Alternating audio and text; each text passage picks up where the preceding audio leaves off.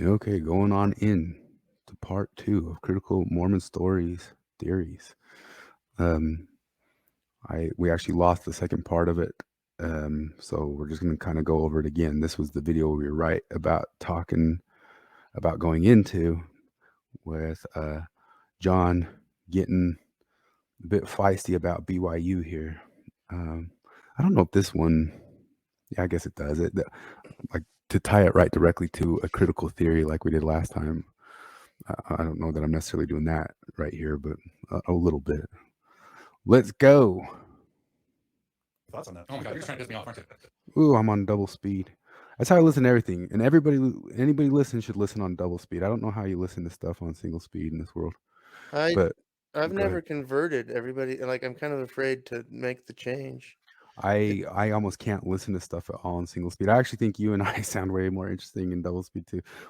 In my brain, when we listen on single speed, I go, man, we're not really making very many points. And I listen on double speed, I'm like, man, we're just like point. That's just my brain going. But if I put this on double speed and then somebody listens on double speed, then they got quadruple speed going. So, but let's do this. I have lots of thoughts. First of all, the most important one to BYU faculty. And I know some of you are fans of mine. You send me letters. We've talked. I know that a lot of them listen to Mormon stories. You have been called out. And I'm calling you out right now. As of right now, you are a fucking homophobe if you keep your job. Okay, beyond the last time we were right into the nuttiness of that, but I had to stop and think about. Do you think it's true that he's talking to somebody like somebody who actually talks to him and writes to him as a fan? You know what I mean? Like if he's able to jump right into you're an effing homophobe like that fast, you know what I mean? Because like I think I mean, it's definitely something he's doing because he's doing it on a camera into a microphone and not in person. But yeah, because I don't meet these people that they talk about, and like, I mean, I know that like crazy conservative types exist. I know that actual homophobes exist, but like, I meet so few of them, and I've been accused of being Trump loving far right homophobe, all of these things so many times, which are all wrong. That it like starts I have building a back. hard like it was just like I just don't it's the boy who cried homophobic gay murdering Nazi, BYU yeah. professor, yeah. Um, I d- yeah, and Well, then you it's used the word just at the such very a start stress. of the other podcast of concept creep, and Oh that yeah. that's one that we should probably just flesh out a bit more at some point if people haven't heard it. But there, half of all this stuff, I use the word stuff too much, is you use some sort of word and there is, we talked last time about the word Nazi and people being bad at evaluating who is a Nazi, but there also is the cynical intentional end to move the word Nazi into meaning more things. That's concept creep, and um, it also dilutes it. Like as you pointed out, over time people stop caring if they're getting called racist or whatnot, which is kind of a travesty because people should care if they're getting called racist if it's real, you know. Yeah. But that's one of the old jokes people always said about if somebody really were racist, that wouldn't be an offensive thing to call them, you know. Um, Yeah, no, absolutely. Like actual Nazis. Like they're like, yes, they're they're all yes, about it. They you built dislike they race, built like race. What's a yeah, racist? You dislike other races. Yes, yeah. true. You know, that's Yeah. there's a clip to pull out, but the the calling them homophobes or whatnot, I'm just kind of pointing to the fact that like I don't, yeah, I mean you say he's talking to a camera, but I kind of doubt that he'd so brazenly jump to you're an effing homophobe right after if he thought he was really talking to some BYU fans right there. But And yeah. here we go. Carry on. You cannot sit under the umbrella of this. BYU should lose its accreditation. It should lose all of its NCAA status. It is a homophobic, bigoted fucking school. And you teaching there are part of it. You don't get to have that job, have that title, and secretly on the down low say, you know what, I don't stand for that. You got called out by Holland, who, by the way, is an intellectual tiny man.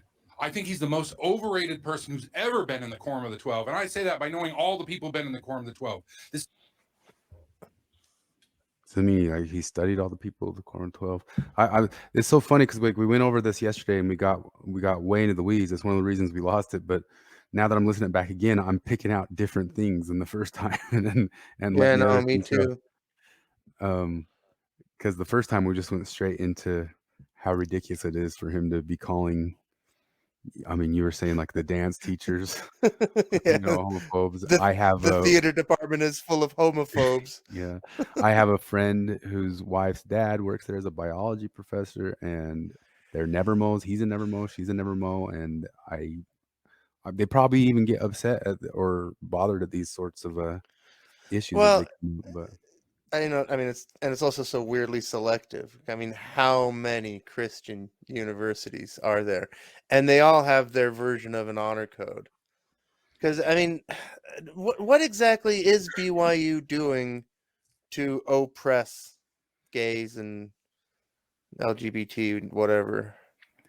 existing with Other than with the their honor code. family, yeah, with their. I mean, they've done a bunch of podcasts over the years about little specific ways some person had a rough time there or something like that, and there's definitely stuff to But I mean, hear about like, that. the nature of stupid honor codes in BYU, and like, like the kind of stuff that they used to talk about on Mormon Expression, and they would just talk about it generally because the fact was that anybody going to BYU goes through some kind of BS. Everybody I know who went to BYU tells some dumb story about the honor code or just any other bureaucratic goofiness that is a church-run university. So should it be burned down? Yeah, burn it down. But that's one of the details. Like I mean, I can totally understand why somebody might have a rough time or some sort of trouble with that. The concept of fiery revolution, there was time frames where I thought maybe it should. I don't think I ever thought it should have lost accreditation or anything like that. But No. they're getting that pressure. That pressure's coming anyway, and they're getting pressured to do things like the Lynn talked the other day about conversion therapy stuff. I think that comes up in this clip, that to keep accreditation, they have to be on the right side of the law of things like conversion therapy because laws were passed about it. And so now they can't put somebody in the university who's against that stuff, even at some sort of levels of it where we think that law went too far, like saying that addressing anybody's trans issues as conversion therapy. I disagree that I'm not saying that you have to, that the psychologists have to be on the side if we've got to convert you out of this 100%. But I also don't think they have to be 100% on the side of, we are just here to affirm every little thing that you claim or say that you have going on. I think that is not settled at all. I don't think that's settled science at all. I'm sorry. No, not even close. And to put a law down about it. I don't know if it, because I mentioned before that, I mean, as a medical intervention, it seems like, I mean, the data that I can find, and I don't think this is controversial, post-operative results aren't better pre and post operation for trans people, like suicidality. It seems to be flat, which does, that doesn't invalidate anything about transgender people. What it invalidates is that the medical intervention is helping. That tells us that it's not working. And on that psychology end, I mean, I'm more than positive, John DeLynn, that your field has gotten politicized. Yeah, we're gonna go into that a little bit later here, but yeah, no, you're not just doing science there anymore, and Sometimes, even though that's always been a soft science, you've got the whole issue that's been brought up many times before of their what was it called? Their it wasn't falsification issue. There was a reproducibility issue with all these things that were studies done over time of things in psychology that claim to have found some sort of marker or p difference or whatever they call those, Yeah. that was probably kind of faulty study. There's a thing called the regression to the mean, like the things that the people who take the time to go back and restudy all these things that we take as confirmed science today, it was probably pretty sloppy work through history. And even in the whole entire psychology field, I mean, I just, especially when they go doing things like we've watched the APA put out all these ideological critical race theory statements or patriarchy theory statements. And I'm sorry, and I've listened to several psychologists who are also doctors, John DeLynn credentials, who are on the opposing end of that stuff, saying that it's getting ideological. It undoubtedly is. I mean, when you hear them talking about marginalized communities, I mean, that might tell you something in a very broad, statistical thing, but like the mistake leftism always makes is that it doesn't treat the individual as an individual, like there isn't a monolithic psychology for people in your statistical marginalized community. It turns out they're all different people with different experiences, and it's just silly to talk like that, but that is how we're seeing the APA is using the silly language and acting like they're doing science. And I could pull up, there's been a ton of doctors about the trans stuff over the years. Go through Benjamin Boyce's entire channel if you want detailed history on many of them. Kenneth Zucker is one of the names that pops to my mind. I forget some of them. Every time we start talking about something, I don't even know what's going to come up. I wish I had Christopher Hitchens type recall, but a psychologist who goes against the APA and wrote an open letter against putting toxic masculinity in the APA is Sean Smith, Dr. Sean Smith, and he's got some videos on that. But there's several other, I wish I could rattle them off right now, but I'm just getting to the point of saying the whole accreditation thing and the whole, these guys kind of starting to use it as a bully bludgeon, Yeah. It's kind of ridiculous. So as far as saying BYU is homophobic and FU, you could even, I'll go, let me see how far I'd go with this. Like, I'd be fine at like even this one if like I probably wouldn't have pulled up the clip if he'd curbed off at saying BYU is a homophobic college and stopped there, instead of now getting pretty directly telling the people who work there directly that they're complicit in some big construal of death that he's trying to put to this, Yeah, and it's totally out of proportion. Yeah, Like, and it definitely, because I mean, I think what I'm guessing is what it boils down to for the Johns, the super duper mega homophobic thing that BYU is doing is that they're run by a church that has beliefs about gender that are incompatible with their ideas. yeah, What do you know? and the Mormon theology is so centered in that. Yeah. And I think it's one of the, almost in a materialist way, it's one of the more kind of sensible, evolutionary minded, And centering of what we're doing here on this, in this, world. And all of this begs the question that, like, in America today, um, taking it at face value that BYU is this horrible, homophobic, nightmarish place, why would a gay person even go to that school? exactly, Why not just that's go to one a of the different school? issues. Like, Like, who's being harmed? Because, like, I mean, I have friends that went to like Christian universities. I have friends that went to unaccredited, Christian Bible colleges, and they describe all the shitty shit that went on. And it's not like it's just like I don't understand BYU's special, but Well, beyond that, like the whole entire West, the whole entire West got just barely started coming around to this stuff themselves in the past, 15, 10, 20 years, and acting like anybody's been that crazy faster and better at it. Just like the bird's eye view of this, we're looking back on it 500 years from now. Are we going to sort out which university got it figured out in 2012 and which university got it figured out in 2021?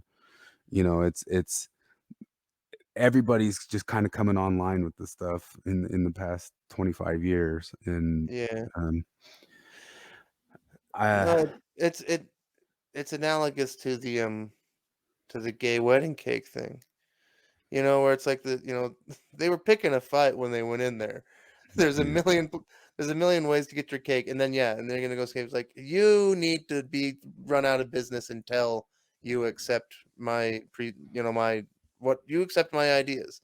You yeah. know, I mean, Authoritarian. It's authoritarian. You're an authoritarian, John. yeah, And exactly. It's totally authoritarian. You and know, then what's worse about it, and he'll bring up his kids later, like his kids have anything to do with BYU, yeah, but um it's using things like that like a bludgeon, and I don't want to go. Well, I should just go off in a diatribe about this. Uh, I frequently think that sometimes when they're making these points, they're pushing for their revolutionary ideas to burn something down or take it over, be the ones who jam something in the culture. Orwell, said about socialists, or what he said about he's probably talking about communists themselves. That he said they weren't really looking out for the proletariat.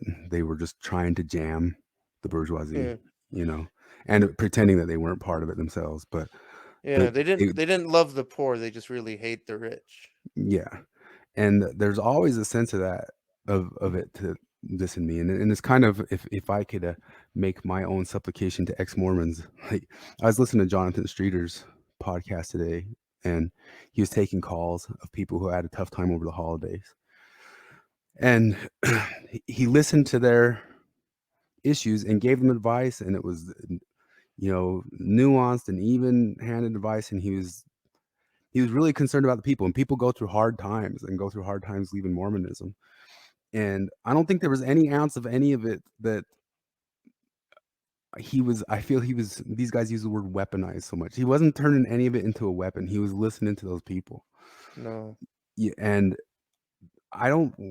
my impression of John DeLynn, especially Larsen, I don't think does so much like putting up interviews or something like that, but it's like DeLynn is looking for somebody who will help him make his case to to I don't really think he's actually listening to anybody's plight. I think he's seeing how he can use this person's plight, if that makes undoubtedly. sense. Yeah. No, it really is cynical. I Yeah, mean, they're just. I mean, it's obvious to me. Like, you don't have to deny anything about the reality of the difficulty of being young and gay, or LGBT, or anything. It's all there. It's absolutely true. But there are better ways of dealing with it than screaming at BYU professors and yeah. telling them So th- this absolutely. this is my call out to them, is that I don't think you're looking out for the proletariat. I think you're just trying to tear down the bourgeoisie, and maybe in some people's minds that's technically the same thing, but I don't think it is. Yeah. Um, and I'd also Yeah. say, once again, if anybody's out there ever listening to us or stuff comes through us, Jonathan Streeter mentioned us today. I'm going to get into some of that a little bit later, but listen to, like, go through Jonathan Streeter. Yeah. I'm not here to say come to me, or that I'm the new best way. Not at all. I'm an a-hole. I'm an a-hole too. Go through Jonathan Streeter. He's like, because so much of my criticism of the ex-Mormon blogging communities, they're doing such a bad job of really doing community, really listening to people, really trying to help in the situation and trying to Yeah. give even answers. And I think Streeter just does a great job of that, you know. So to not just be somebody who's on the jammer side and myself trying to tear something down.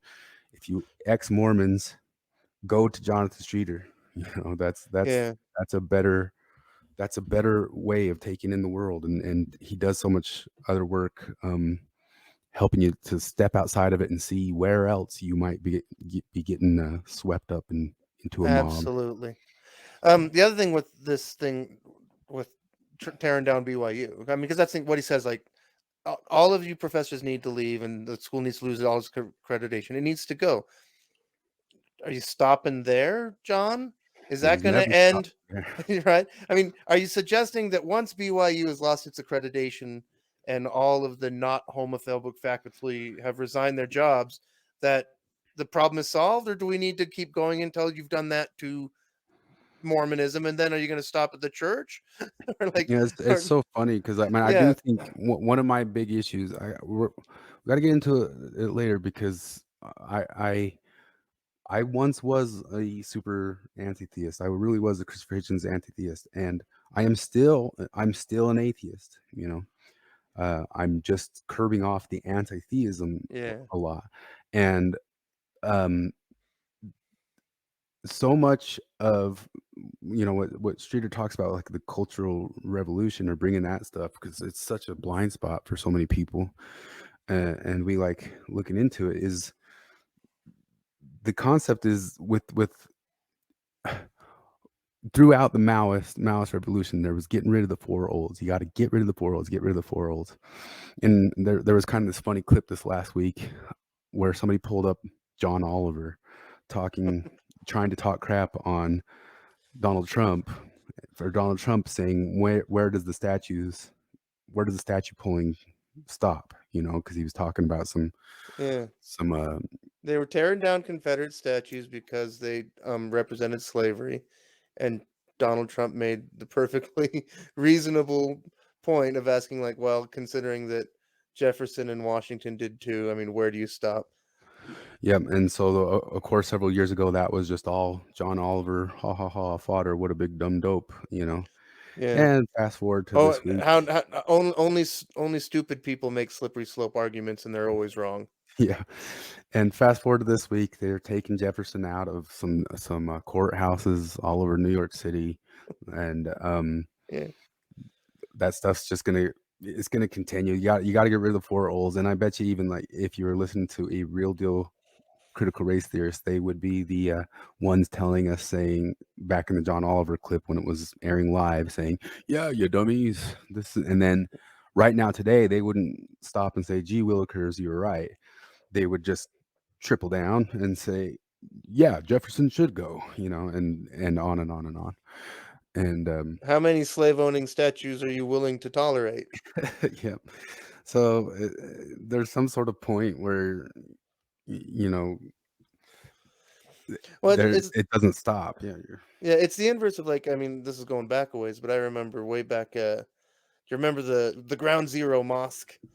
And because like at the time that the Ground Zero Mosque controversy was hot, I had a job that just had me driving around the city in a work van all day, and so I was perverse and listened to Christian talk radio, and they always talked about how, like, we're not anti-American, and we're not anti-American in the sense that we believe in the First Amendment.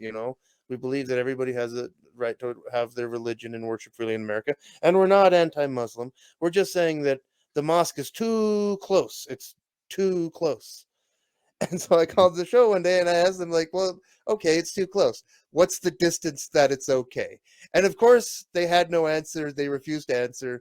And it's because they never consider it, because of course it wasn't about too close. It was about that you don't like this at all. yeah, And the point is that, my point is that John here is demonstrating the same level of intolerance yeah, that these guys make a lot of hay out, very rightly, about how conservative religions, Mormons included, often engage in this kind of crap.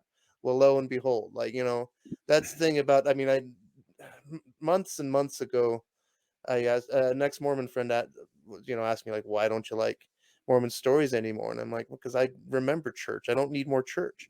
And these guys, you know, these guys keep getting churchier by the day to me, it seems. And this is an example of it. Yeah, exactly.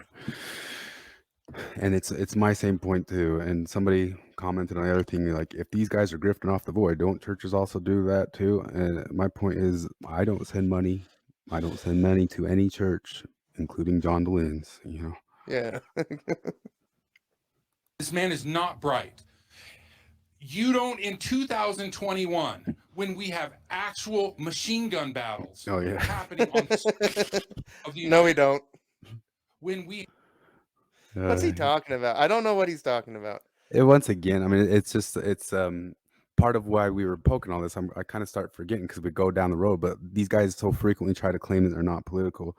But that is, if I may use the term, a dog whistle, that you are a very left thinking person if you think that there's a such thing as Absolutely. machine guns going around streets. They're not machine guns. Yeah. And the thing, there's no shortage of gun battles happening in America. Gun battles happen way too much. It's all handguns. There's Yep. almost never even a long gun. And I don't know the last time I saw any report, and I follow this stuff pretty closely, that an actual machine gun was employed in some criminal activity in the United States. So if you think it's machine guns, you're either giving away that you give zero time to listening to critiques of that concept, or you're lying. And I kind of suspect he's lying because of how much I mean, he references all the time that he talks about military history. Like, he talks about the reality of old-timey battles, all that stuff. I can't imagine that he's that ignorant of guns, that he doesn't know the difference between a semi-automatic rifle and an actual machine gun. AR-15 means assault rifle type thing that anybody Yeah. in any sort of debates like that across the past 5-6 years should have had that corrected for themselves, but nope, they're machine guns. Is that Duper's delight? Yeah, I like the term Duper's delight. I mean, I'm trying to write a song using the word Duper's delight, but just because it sounds cool. Duper's delight. All right. you have actual insurrection happening, hotbedded inside Mormonism. The 3%ers came from Mormonism. The Bundy group came from Mormonism. And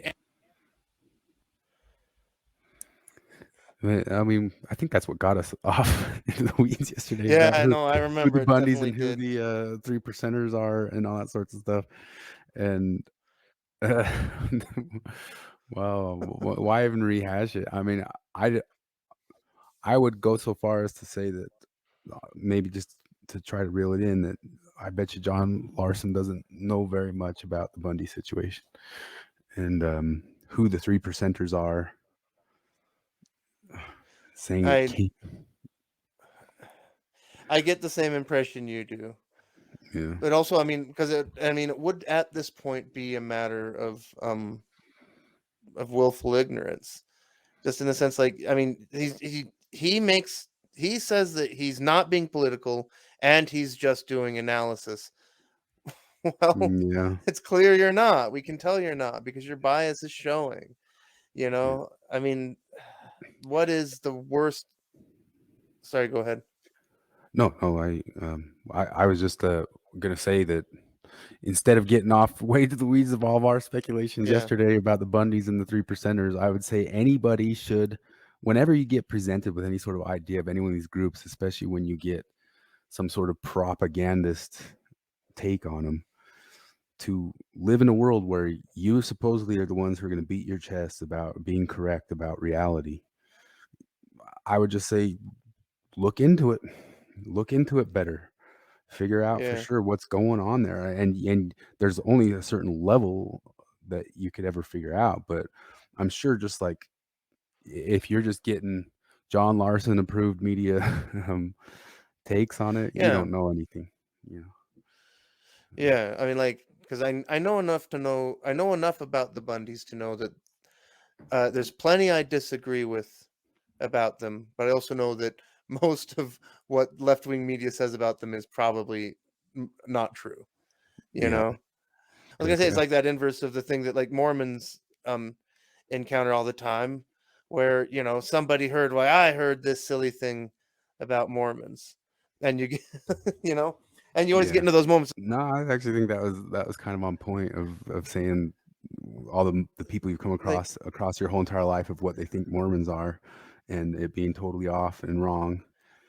yeah, and the thing is, like, it's not that they like that's what I was thinking. It's like, yeah, the thing they say is completely stupid and ridiculous and not true, you know. But of course, for them, I mean, obviously that doesn't There's mean that their assessment of Mormonism is incorrect overall. But yeah, like they keep betraying their ignorance about the thing, saying, "Well, I know you're bad because of this," there's some and sort it's of not the law. case. I forget the name. I forget the name of it. Man, it's hard. It's hard to podcast if you don't have the Christopher Hitchens recall in the brain. But um, there's a law, kind of like Murphy's law or Godwin's law, about the concept that when you watch the news, and if the news covers anything that you know about, you are able to see how they get all sorts of things wrong and are just kind of inaccurate about everything. Oh But yeah, that's a then perfect you example. Is that forget the second later that they're talking about something else that yeah. was true Um, of in Christopher Hitchens, in God is Not Great, he he erroneously gives the church what, like 15 years credit on blacks in the priesthood. He places it in like 1960 something and not 1978. oh wow. Yeah, like Christopher Hitchens made a mistake in his section about Mormonism and God is Not Great, but obviously he was mostly correct. Yeah. Well, but there's oh man, I wish I knew what that was, but like anybody who's been somebody who got covered in the media, I'm sure as Kyle Rittenhouse got to learn lately, Yeah, they're able to learn and see that the media's the the media can be very, very, very untrustworthy and or even just stupid. And but then you tend to forget that as soon as they're not covering you, you'll think that on the next thing that they're getting this all right now. yeah. So keep going. And a musket is a weapon that was invented for warfare. A musket was invented to kill people. It's not a defensive weapon. Uh, Again, Uh, like I feel like the John that talked about warfare on and like the wildness that was the frontier and all this stuff wouldn't have said this kind of stupid thing. yeah, it's the way truth goes out the window when you become an activist, when you get very high on the utilitarianism of anything justifies you making your point to win your case. You start getting fudgy with the I do it. I do it. I'll get fudgy with when I really, really, really want to make a case. I'll get fudgy with what details I want to include or exclude or um Which is y- probably what Nelson was doing when he said used his musket analogy. yeah. It really was just a musket analogy, like what I mean, Yeah, yeah, I like think a it was just million like a other. straight metaphor, like, hey, gather round, gather the wagons. Wagons? What's he talking Circle about? the Wagons? wagon. Wagons have been out of use for a couple hundred years, and not. I A mean, wagon is a tool of colonialism. that's a better metaphor because you get Yeah, into that the is. oppressiveness of it. Yeah, no, it's exactly when because I made a bad metaphor by saying circle the wagons. That is defensive. But I mean, you can like, can this hammer build a house? Oh, Yes. Can it smash one up? Yeah. and somebody pointed out to me there's more hammer deaths in the United States than there are gun Yeah, no, deaths. there's more Or blunt force trauma. More people are killed by blunt force trauma than are killed by long guns of all types, yeah. including AR-15s. So, John, I don't want to play because I'm still worried. I don't know how copyright stuff works on this, but Jonathan Streeter, after our last podcast, sent to me the Simpsons clip of the deconstructing professor deconstructing Marge, and there's a point that I didn't remember about it. That's such a good point that he's trying to point out to her that Homer's language is oppressive to her, and she says back to him like, "Well, you could only ever be objective, you know, something like that. Like I can tell that He if would you're never say saying that you anything that must wasn't only be objective. objective, yeah, and yeah, we're still in objectivity here with these guys with their substrates of truth. The offensive weapon, there's not an offensive weapon. We went for a long time on that yesterday, but I it's just stupid. I don't know if it needs that much explanation.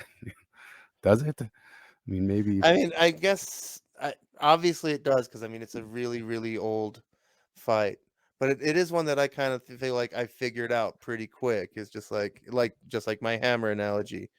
These are Yeah. tools, you know. And also, I mean, like, does is it is it an offensive weapon being used to murder people when it's being used to murder slavers? Well, I think it's him kind of like co-opting the argument that people try to use against AR-15s. You know what I mean? And he's trying to squeeze it in here Yeah. because the AR-15 claim is like that thing just looks like a warfare gun. It doesn't look like something you hunt a deer with or that you protect yourself with. It looks like, and so that's one of the arguments against it. And I think he's just pulling that out of the clear blue sky to try to post it to the muskets thing. I mean, it must be, because I mean, with the machine gun battles on the street things, I'm genuinely not sure what he's talking about. No, he's talking about the long guns on the street, or he, but you just use the hyperbolic language to make your point. Oh yeah. It is an offensive weapon. And let me parenthetically say it would be just like Jeffrey Holland to bring a musket to a fucking machine gun war. So it's not. Like I said, I glommed onto different things coming back to it, like that other portion where he's saying, I know all the general authorities. I don't know what he meant by that. He might have just been speaking fast, but he's like, I've studied all the general authorities or something. But Yeah. and that'd be amazing if he had. Maybe he has because he's just tried to dig up dirt or something, but I can't imagine studying every general authority ever. Is that supposed to be a Is that an joke? admission that they've got the machine gun? It sounds like, hey, this is war. Yeah, like it's talking Yeah, fast, no, talking live, your metaphors fall apart or whatever. But I mean, um, well, yeah, but if we take it at face value, yeah, it does kind of yeah, betray he that. just Yeah, you he think just you're in a war. Jeffrey Holland and said he's got bigger guns than he does, didn't he? Exactly. I think so. So it's not an apropos analogy right now. It is hard. It is tough. And if the church is going to use that kind of rhetoric against the gay people, all bets are off. You don't get any latitude now. You're calling for open social warfare in a state where people show up to protests at schools and like Open social warfare. And what was John saying about using taboos to break operant conditioning? Like, so wait, you're saying you can't use this kind of language, church, So Holland, Nelson, whoever it is. Like, but I mean, obviously you're not above it. I've got another example of it later, but it's getting back to the Marcusian repressive tolerance. It's what's okay and fine for the left is not okay for the right. In fact, it's worse. Like violence for the left is speech, and speech for the right is violence. We're kind of watching it here, but yeah, open warfare. We have lots of examples and lots of quotes. We could pull up all sorts of highlight reels of people calling for that. And warfare over, again, what exactly? Because like I feel like there was like about a 10-15 year window there where people, like kids, just would come out, they were gay, you know. Yeah. And there was kind of, it's like, I think it started with Friends and Seinfeld. And then by like 2010, all of a sudden, they all were sad and society was oppressing them again. And like, it was amazing how quickly that all came about. Yeah. with machine guns. How irresponsible. Jesus Christ. Is that what you want me to say? Well, we want John Larsen truth. Now, I'm going to say I've got friends Truth. or listeners who John listen to Larsen BYU truth. who Oh, attend that's BYU work such that was hallelujah, amen, brother.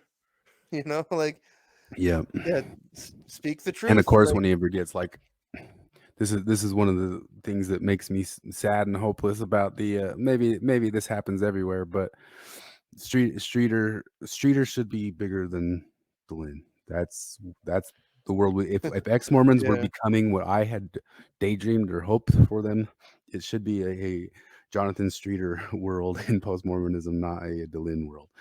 And this stuff, when Larsen starts doing it, we talked yesterday about, you thought maybe Larsen was more popular, and I don't think he was, but I think that's only because he skipped out of the scene for yeah, years. But I think he would be more popular all along. And the place he gets popular, and the reason Delenn likes him on here, is when he goes into these rants.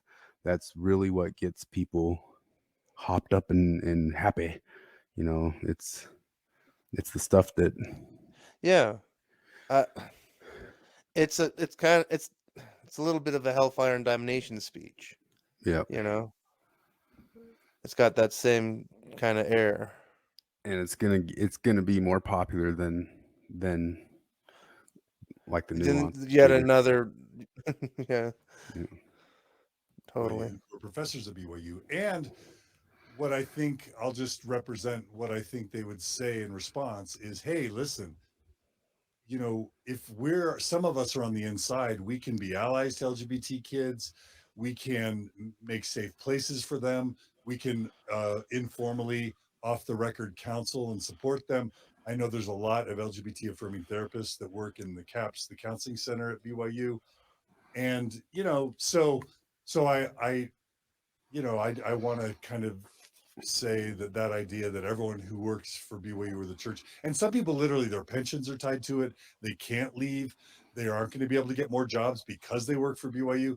So I just want to also say, hey, if you don't feel like you're in the position to just leave because for whatever reason, I want to say I can have empathy for that. You know, I can have empathy for it, but you're still a fucking hypocrite. And I come and represent the people who left the church, who paid the price. Yeah. Did Martyrdom. he represents them? Did see, this is a little bit like you know, one of the very common criticisms of trans activists is that they're not elected. You know, and it's like, really, are people walking up to John and saying like, I need you to represent me? It's like, I left the church, I don't need you to represent me, John. You know, But we talked yesterday, but there's such a switcheroo in that of saying that the reason I left the church was for this simple, benevolent culture warrior reason. You know, yeah, there's so many other reasons. Any single person, the reason they left, like I said yesterday, I'm sure there's a few dozen people that the main reason they left was this one reason. But they all had a whole human life full of reasons, you know, why they left. And I'm sure it wasn't just, I'm going to go pay the price because I got to be right on this one issue. But then yeah. framing it like this now is you're once again just trying to be an activist.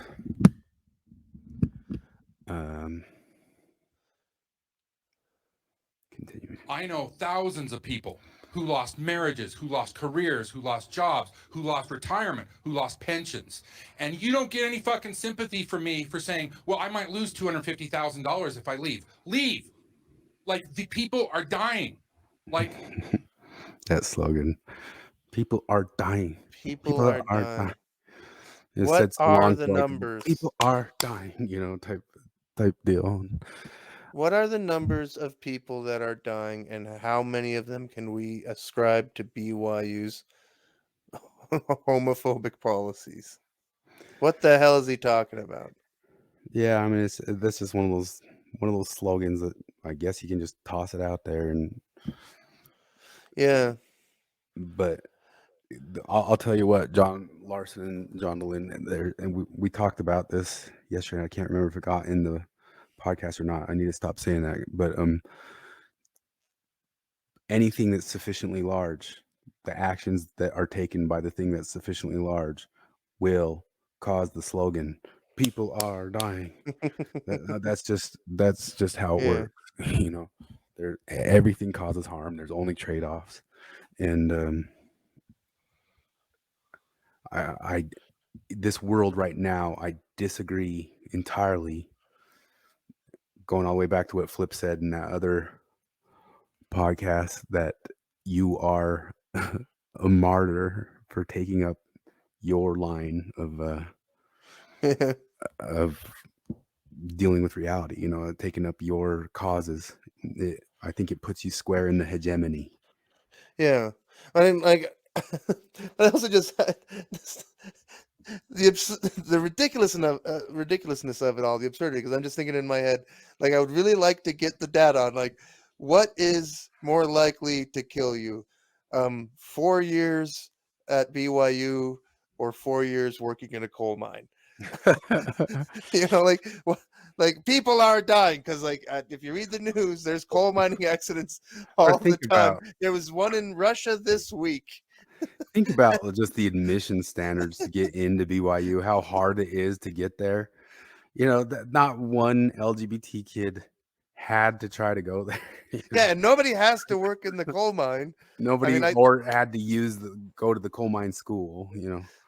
yeah, And they all had options to go to the University of Utah or wherever, you know. anywhere else.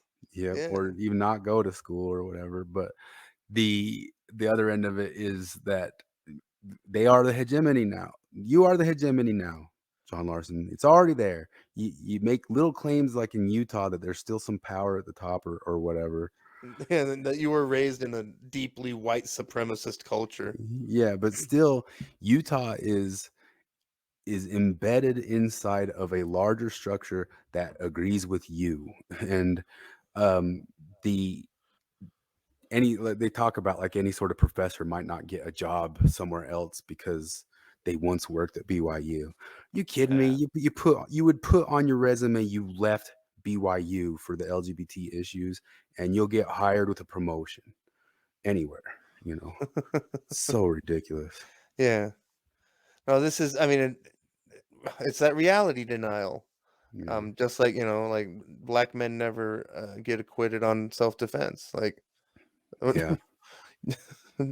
sure you do, and like, You're, yeah, but we're all these issues it does kind of strike back to me when I would kind of call the time frame in America more hegemonic on the side of the Mormons, you know, in the 80s, that they also talked endlessly about them being martyrs, and you know, they even yeah, all like they going and reperforming like the handcart company stuff and all that is remembering your martyrdom. And it's such a way to unite people into your fold, yeah. and you guys got to do it the same. Be a martyr. I mean, his thousands of, I guess it's not an entirely fair analogy, but he's using it a little bit the same way. Of his, you know, his thousands of destroyed lives that he represents are his William Martin. You know, the people, they're it's the human wreckage he needs to really push his point. Yeah. Like, there's suicides. The church is causing problems. And I can't imagine. I guess that's like a little bit of a curve off of causing harm or causing death, but causing problems. The church is causing People are problems. dying. The church is causing problems. Causing like what's not causing problems in this world? Yeah. My job causes problems. My whatever. Traffic causes problems. Mike, the coffee maker at work, causes problems. Yeah, it's getting too nitpicky, but somebody's speaking off the cuff. Imagine what God you believe in. You come to the other side and say, I would have done what's right, but my pension was on the line. Now we get religious. You gotta think about that. Think about the Judgment Day. Yeah. John Larsen's making me think about Judgment Day. I am afraid of the day that I meet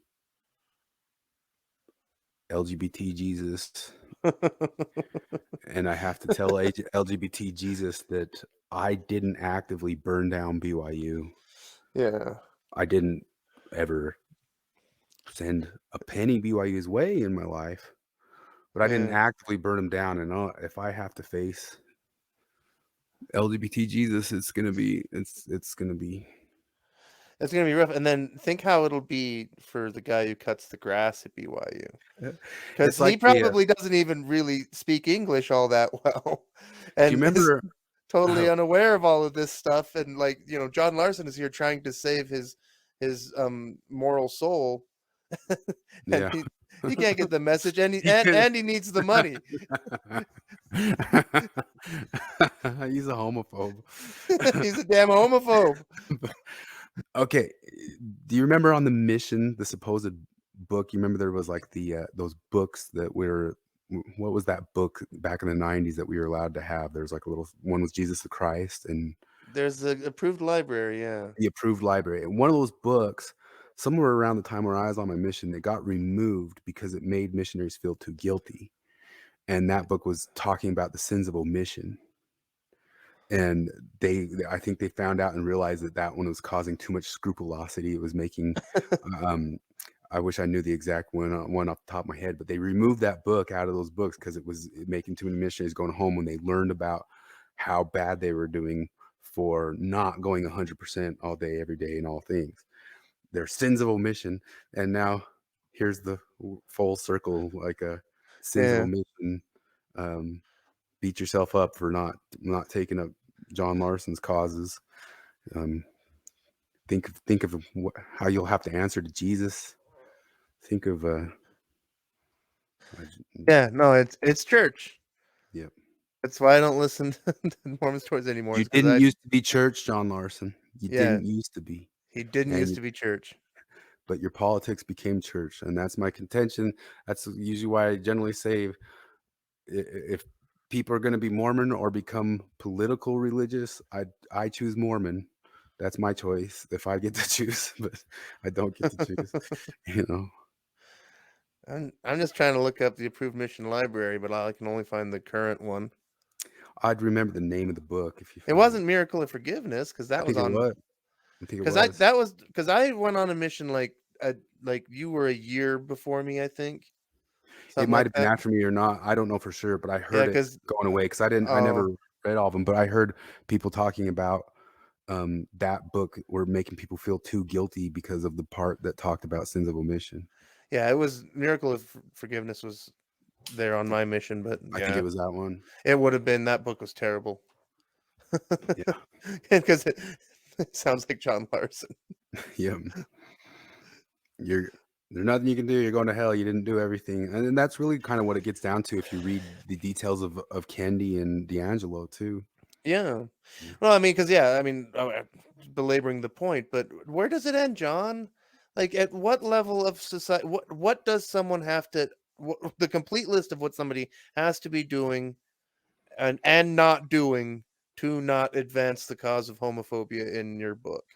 Really, you can't just be a pro-gay professor of dance at BYU. You're part of the problem. I just don't buy it. In fact, I think the opposite is true. He should be saying to these people, "Good job. Keep your head down. Make slow, quiet, incremental change. Yeah. Make BYU better," which is the last thing in the world that these guys want, is for BYU to be a better place for gay kids to go to school. And then there's the end of it too, that for me, what's become an autoimmune disorder of our whole entire country in this way of thinking, like what level of no longer causing harm is good enough to not have to burn a thing down. Yeah. And that goes beyond all sorts of different issues we have coming up. Like what's the level of perfect non-death that we will accept, and how much will we become complete authoritarians to avoid that non-death? It's a big issue these days. These things sound political, but I'm not talking political. I'm talking from a substrate of truth, John Larsen. But big issue nowadays. What's the acceptable level of death, or can we technocrat make everybody safe from harm? From if we put everybody in a pod and going extreme with it, but all right. The world is the shit hole it is right now because of people like you. The Oh, For a second, I stopped and thought he was going back to Holland there, and like I laughed because I just remembered. No, he's talking to the average BYU worker there. he's still talking to BYU. No, he's not talking to the average BYU worker. He's talking specifically to the pro-gay ones that keep their job. Remember? Oh yeah, it's always the liberals get the bullet too. Yeah. um, Well, it's also kind of like, I mean, you never got yelled at in Mormonism until you went on a mission, right? yeah, That's when it got really mean. That's when it stopped being nice all the time. We're like, you guys are the problem. Remember, I remember getting that talk a few times. yeah. Church would collapse if all the people who didn't believe in the church just stopped going. The church is being held up. That's not true. Most of the people who still go are still believers. Yeah. I mean, apparently the people exist that are non-believers that go, but I think they're pretty minor. Yeah. I mean, and also it's like, you can get to a pretty loose belief and still call yourself a believer, sure. And I can accept it.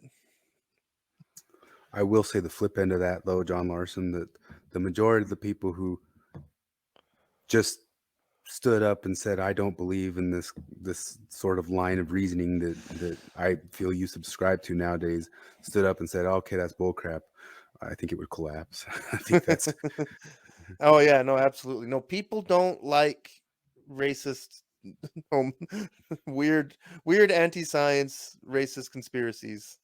yeah.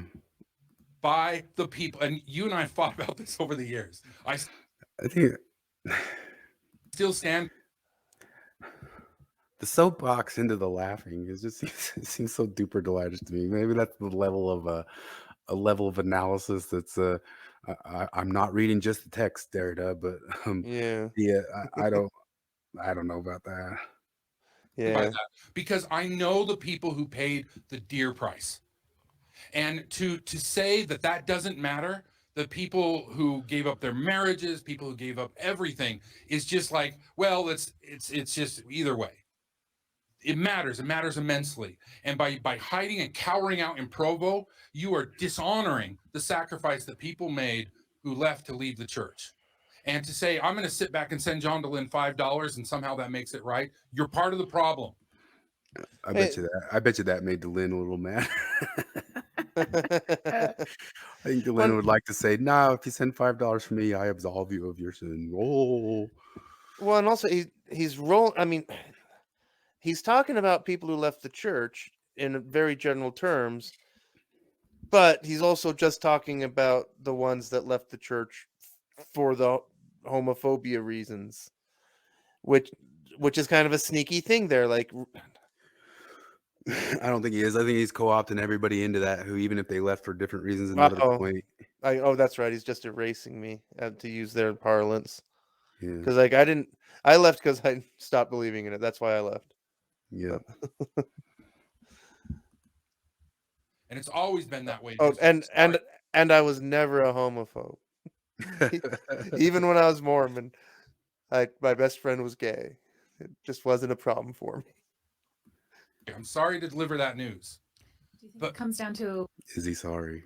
No, he was laughing. He laughed when he delivered that news. A lot of progressives within the church that are, maybe it's a performative thing, that they say the right thing to appease one group, and then they also... Interesting concept there. So irony. Want to have their cake and eat it too. Just generally, is this a trend? Irony. Is a problem?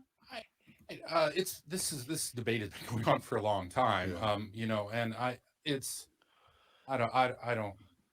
hard. I mean, I'm speaking harsh words, but that's because my own personal family is connected. My own personal view on the kids that I deal with, my own. You think that might have something to do with when he changed? But, might be. Probably. Yeah. I mean, that is the thing that I have no conception of what it would be like, is to just be, a normie going about your life, and to have your 12, 13-year-old come to you and start just with, I mean, because, we've listened to enough Benjamin Boyce and whatnot where they interview the parents of transgender kids talking about this. But yeah, I have no idea what that's like, and I kind of lost my train of thought there.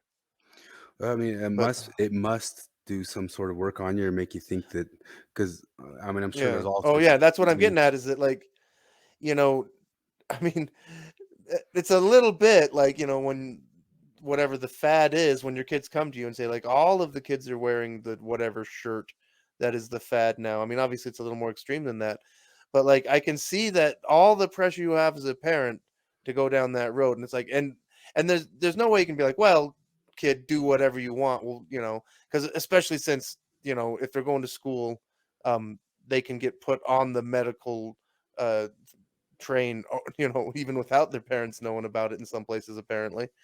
The problem with it too is you mentioned that there's probably some social contagion going on out there. I think there absolutely is. Abigail Schreier's Yeah. book starts to tackle it, but more people should get into it because it shouldn't just be a journalist looking into that. And I've heard it so many different times. I'm talking to people in ex-Mormon world, and it comes up more than I can even imagine. It does not seem like it could equal out with the national average. That I start talking to them about something, and one of the first things they do is bring out that one of their kids is some sort of LGBT. So now we have to be more careful about the way we talk about this. Not Yeah. that I think that changes at all any sort of way that I talk about this sort of stuff, but Yeah. they'll bring it up like it is something to curve off. But I also know some of those other same parents, when that stuff came up, that was the moment they started saying, we got a problem here. We got something going on in society here. Yeah. Well, and I mean, because of the power of I don't know what you call it, just obviously the social control of what you can get away with saying or not. Because I was thinking about, like, because they use this language of unless you affirm um these ideas about transgenderism, like that you can be born in the wrong body, unless you affirm, unless you take the whole package, you are, to use their word, erasing trans people. Yeah. And that's so stupid and wicked, because, like, I mean, to flip it around on these guys, like, when I say that, like, I don't affirm that Joseph Smith was visited by an angel and was a prophet, did I just erase Mormons? Am I erasing them because I don't affirm the most important fundamental things to them? Like, if I say I do not affirm that Muhammad's, that Gabriel visited Muhammad in a cave, I don't affirm. I don't think that happened. You I not didn't just only erase Muslims. I didn't do it. you erase and you oppress them, Right? and Yeah. now they might commit suicide. And you know who says that, exactly that? Muslims. Right? That, I mean, they will go suicide bomb, cartoonists or over cartoons, and they say exactly that. You're offending me. Like, now, like, it's funny because, like, I think that in the case of Muslims, like, again, maybe not on Mormon stories, but in a bar with John Larsen, he would admit, like, oh yeah, no, obviously, that's not an appropriate reaction to have to somebody not affirming your metaphysical beliefs about yourself, because, like, and that's the other thing, like, the where, like, I'm not a transphobe any more than I'm a homophobe or a Mormon phobe or any of that stuff, just because, like, I don't affirm the metaphysical idea that someone can be born in the wrong body. Like, all the rest of it, like the part where, like, this is how I want to live. It works for me. I believe it's what's best for me. However you want to put it, fine. I can totally go along with that. If you want to say, I mean, getting back, it's one of the things I'm going to talk about. But Getting if back I to was the Jordan Peterson thing, that if you want to say yourself that I was born in the wrong body, I'm not even going to try to take that away from you. Just don't try to put it in my mouth. No, exactly. That's exactly what I'm saying. Like, you can't make me believe that, Mm-hmm. And if I was a teacher at BYU, John Larsen would be yelling at me about how people are dying and Mm-hmm. it's my fault. So I'm part of the problem. a reason why I am part of the problem, something that I will say that I hunch and I bet you it'll bear out over time, is I believe in LGBT. I believe trans people who have that issue exist Yeah. for 100%. But I believe we have a major social contagion going on right now, and I believe Undoubtedly. more people are claiming it than really are. And I do believe they have psychological issues or different emotional issues, and they need help with it. And in a lot of those cases, the help that they do not need is a medical intervention or something like that. And Yeah, we need to sort it exactly. out. And if we were proper scientists or proper people being worried about causing harm, if you just take one angle on that issue of just affirming, you will cause harm. Absolutely. Children, you know, the suicidal LGBT kids, and the kind of pain that's pushed out. And when I hear people in their middle class houses with their middle class cars, their middle class income, saying, I can't pursue the truth because I might lose this. Take out the bourgeoisie. I don't give a shit. I think that's it. That's a tough one to get through. I mean, I think I kind of see why we got in the weeds. We got in the weeds on way other stuff, but at the same time, too, it's like so many things come up in it that are cancelable. You know? Yeah, well, it's an enormous amount of it's one of those things where basically almost every single sentence he said was wrong on some level. Yeah. Like he packed an awful lot of stupid into that little sermon. And none of it's politics, and we're not doing Yeah, politics. And if you try to talk back to us and say to us, "Hey, I have a different view on this," yeah, nope, sorry, we're not going to put that on here. So, I mean, since this is a ex-Mormon stake president, we have to buy into all this stuff, or there's no community for us either. You know what I mean? But I never was looking for ex-Mormon community in that sort of way. But no.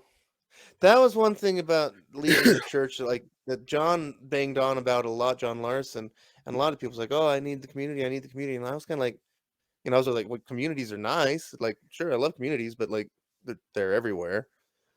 Like, I think many people do need community, and that's yeah, well, I guess getting on to the next point of might as well just drop off of this is that today on Jonathan Streeter's podcast, somebody talked about me because he had me on, and I guess he watched some of his stuff, and he asked if I was a Mormon and if I still was kind of like a crypto Mormon or something like that, or they just couldn't tell. And no, I'm not a Mormon. I'm a card carrying ex-Mormon. I turned in. I'm going to be honest about it. I sent in my resignation papers around the Kate Kelly and John DeLynn excommunication, and huh, up to that point, I hadn't done it at all yet. To me, I think I errantly saw in that moment a time. It partially had to do something that Flip knows about it, that I was dating on and off a Mormon girl for years, and I was trying to work out getting married to her and not having to go say I believe in Mormonism to get a yeah, temple recommend and to marry her. And that was like a big, long, drawn out thing because I wasn't going to lie. I'm not going to lie. I didn't believe in the ultimate. you needed some kind of super Mormon lawyer. And, that- and I was almost like, maybe I could do some construal or make some sort of thing up, but like I just couldn't do it. Like I couldn't just like march in there and say, yes, I believe to do it. And it's like I could almost be a foyer Mormon in any other way, shape, or form. Like yeah, I almost could. I don't love it. I think it's boring. I haven't been in church in many years, and one of the things that's really strange for me is that I really, really love talking about religious stuff. I know Flip does too. yeah, I listen to podcasts of guys who are totally religious. I mean, we bring up Peterson a lot, but the reason I bring up Peterson a lot. I'm more of a Peterson aficionado than Flip is. He's just kind of looked at some of the points that he's made over the years, but Peterson's not that religious. He just speaks kind of like so many other professorial types do. They just didn't get as popular as Peterson about the utility of religion. yeah, And if you don't like Peterson, there's a guy, John Vervaeke, he's part of their Meaning podcast. The guy is exactly Peterson, atheist, Buddhist atheist, you know what I mean? But he gives it all kind of like the same wording and description. Some people find him even harder to follow than Peterson because he's very very full of high level words of this stuff. But He's great. He's got great like extended podcasts on that stuff. But they also had on Bishop Barron. I think he's kind of boring. I don't get in him as much. But Jonathan Pajau, who's an Eastern Orthodox guy. I love his stuff. I'm not going to join his church. I love his stuff. Paul Vanderklay. He's a Protestant. For a while, I thought he's maybe even a Calvinist. I don't think he's a Calvinist, but maybe he is. But I love how he reviews Peterson and all this stuff and talks from it. And I get critiques. I even get critiques on my own worldview from these religious people. And they're great thinkers. There's several others that I listen to too. And I still don't believe, you know? Yeah.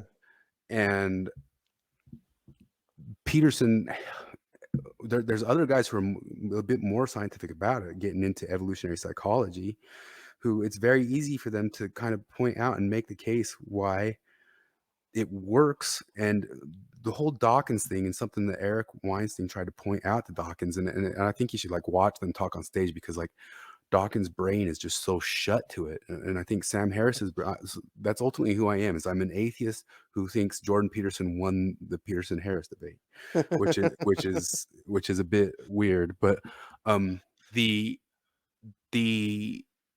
conversation between Dawkins and Eric Weinstein, it's just foreign to Dawkins to hear that religion could be anything but a parasite. And Eric tries to bring it up to him. He says, no, it might be adaptive. It might be evolutionarily adaptive. Eric Weinstein, was it Eric or it was Brett? It was Brett Weinstein, who is a biologist. And he's a guy who really gets into weird ways that evolutionary plays out that you just wouldn't even imagine. Like he was the guy who came up with the concept of telomeres in mice, and that the way that you select for the mice over time might affect how you're testing the mice, because you keep selecting for more and more mice who have stronger resilience or lengths of life, and then it alters the world of what you're studying. And he has so many just different kind of freakonomics concepts from if you look up Brett Weinstein and Joe Rogan, there's a good clip where he goes into he just gives an example using Catholicism about how this works. And it's worth looking into just to kind of get a good 10-cent nugget of what we're talking about here. Yeah. But because it what Brett Weinstein basically offers an evolutionary psychology based utility to the whole Catholic confessional thing. The whole thing about where there's the one guy you go talk to about all your there's some sort of concept or idea that works. And what I mean by works is I keep bringing up the new pragmatists and the concept of the different concept of truth. And somebody brought that up, that they think that gets postmodernist or weird or strange. And I agree that it does, but the real ultimate angle is just cutting out all the wordplay of it, is just, you have to account for what survives. And what survives is sometimes religious over hard autistic science. And does that mean that the hard autistic science wasn't way more empirically part of my problem with these social justice? Because I could almost be like, hey, I'll live and let live with them the same. But I do think it does kind of act in a parasitic way. It is a worldview that is just destructive. It's just there to destroy. And I think religion, with all its problems, I know in and out. I mean, I've spent 10 years with all its problems. I used to mainline Christopher Hitchens debates. I'm telling you, Yeah, me too.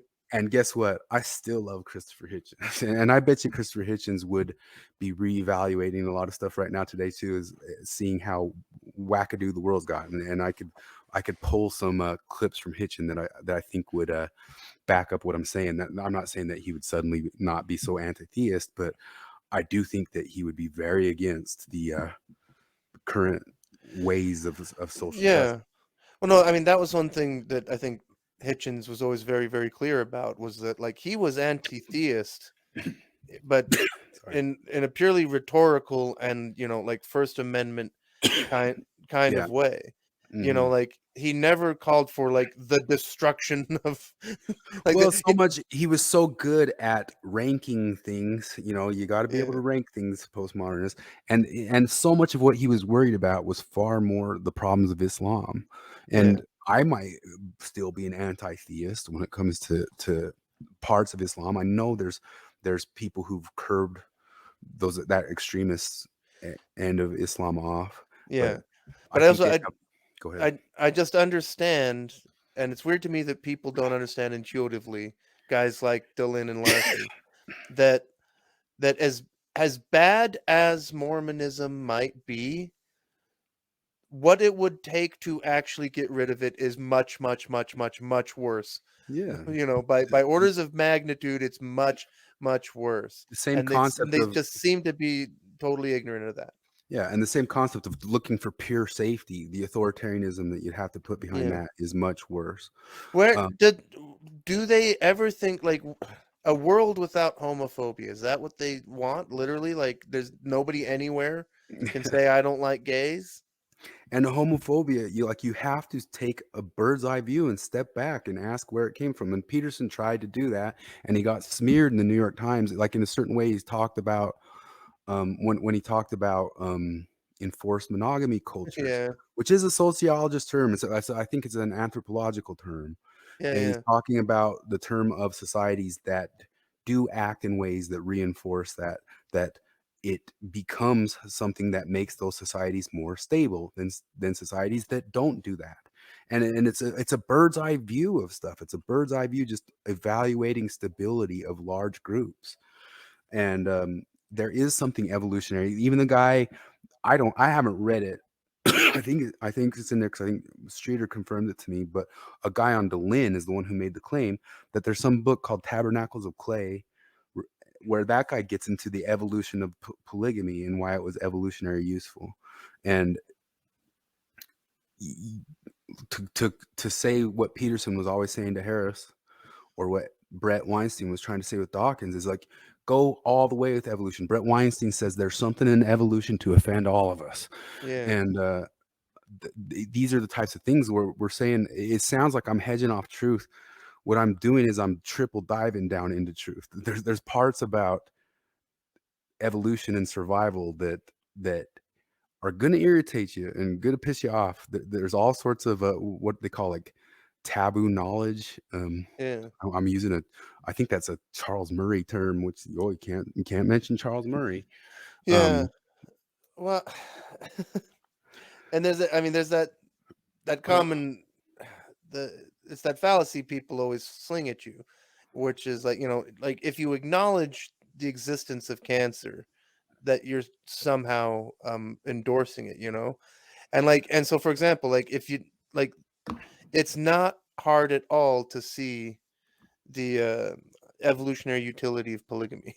It's the simplest thing in the world to understand why, on a strictly evolutionary basis, that makes sense. Especially if you've read Richard Dawkins' book, Selfish Yeah, Gene. the You know? meme, like that Peterson was trying to tell him, Brett was trying to tell him, your concept of the meme was very correct. Yeah, Go all the way with it. exactly. Peterson goes as far as saying, well, I like to call meme archetype, and Jung didn't call that. I mean, Jung got a bit more floaty with it. Like Jung wasn't. Like if Dawkins fleshed out the meme, Dawkins probably would have been better at the science of it than Jung was. Does that make sense? Yeah, Um, but Jung still made the point because he kind of noticed the concept first and tried to flesh it out. And in some ways, it was kind of like Freud fleshing out some ideas that turned out to not be right, but you still gained some insight from the ways he tried to flesh out. So Peterson points out that Freud is thrown under the bus because he was wrong about a lot of stuff, but his concept of how to study it, of saying maybe I'm not in charge of all my psychological faculties, was revolutionary. So like that part alone it's worth remembering Freud for. Does that make sense? yeah, And absolutely.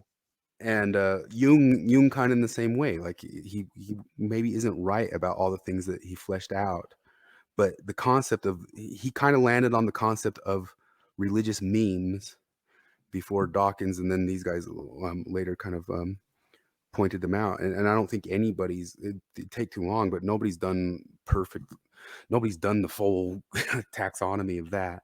But Yeah. there's other people like the evolutionary psychologists. Gad Sad will always joke, and then there's people like in the John DeLynn world, I'm sure, will say evolutionary psychologist isn't a real Well, fit. they do use an awful lot of heteronormative, Eurocentric, cis Oh yeah, based, you know, deconstruct that shit. yeah. But Statistics are just another tool of oppression. so like David Sloan Wilson. David Sloan Wilson is an awesome evolutionary psychologist who points out, like he found out, he was looking at who are the guys who are like so intense about not killing anything in India? The Jains. The Jains. This flips Wikipedia. Some of my friends like joke that I'm Wikipedia. I'm not Wikipedia. Flips Wikipedia, because I'm the one who's talking about the Jains because I read something recently, but Flip just knows about Jains. So he brought up that their intense way of being about food serves an evolutionary purpose. It serves like a community building purpose. He's got like an extensive point of it, and it's one of those areas where it's like that's an overly intense, as they say, a highly demanding religion. That's as Oh demanding. yeah.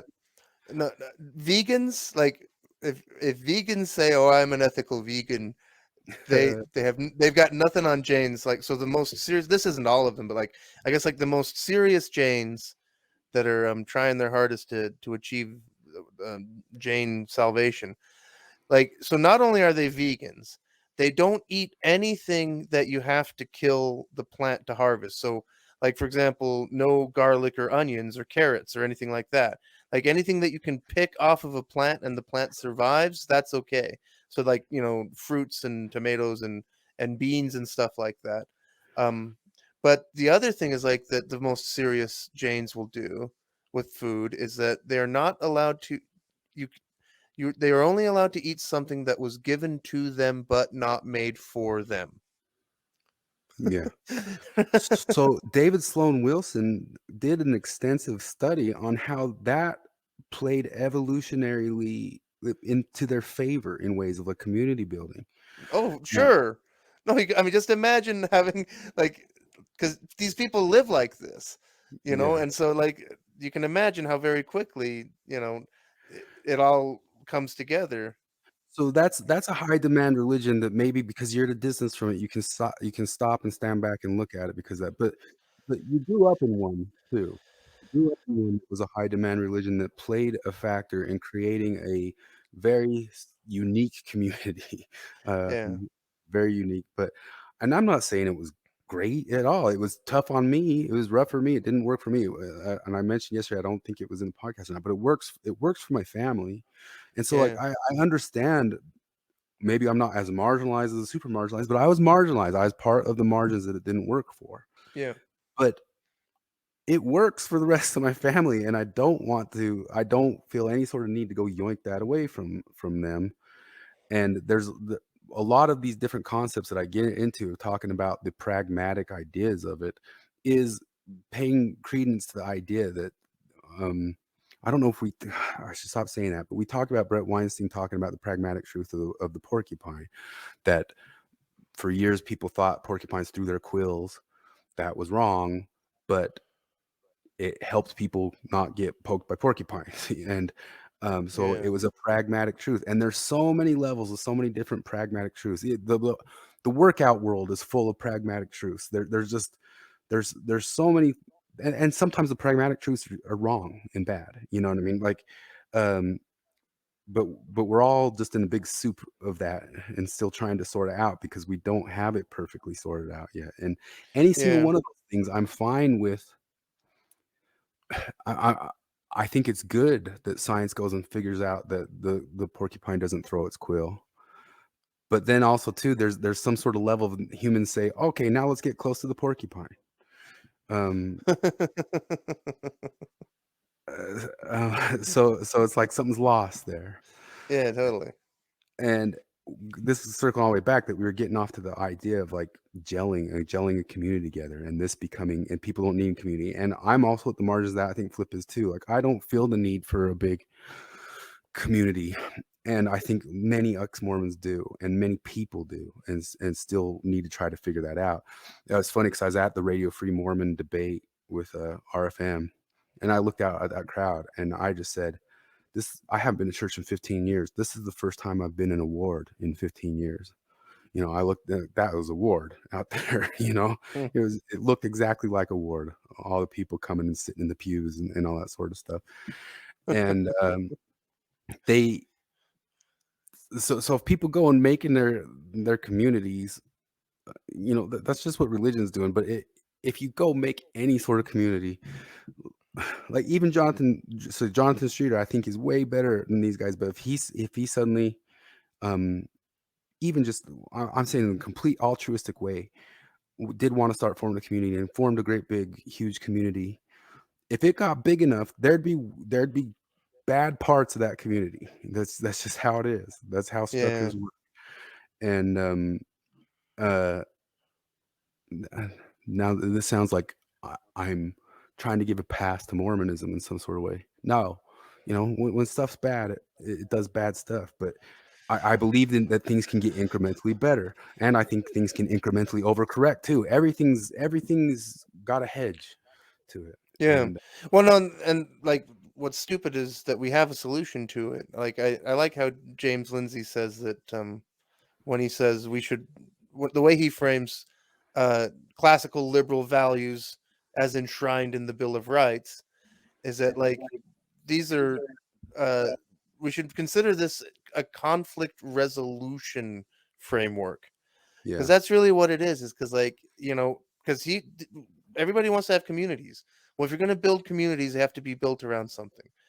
People disagree about things all the times, you know so what you need is a framework by which you say, look, these are the boundaries with which you can have your community, and what you're allowed to do within your community, and what you're allowed to do outside of community. And we have that, and it's fine, and it works. And the what thing that sucks, and the things that the critical justice types can't accept, is that part of that is that some people are doing things that you don't like, and you just kind of have to live with it. Like, I mean, extreme example, but it's something that has been ongoing in Europe, where like it's happened a couple of times, and and I think it's something that kind of comes up from time to time, where in Poland, as a matter of human rights, they want to ban genital mutilation. Makes perfect sense, except that Poland has got a lot of Jews. and this is the actual problem, is that and also like another thing is that Poland wanted to ban they wanted to ban all animal slaughter that didn't involve the animal being unconscious, which means that you can't do kosher or halal slaughter,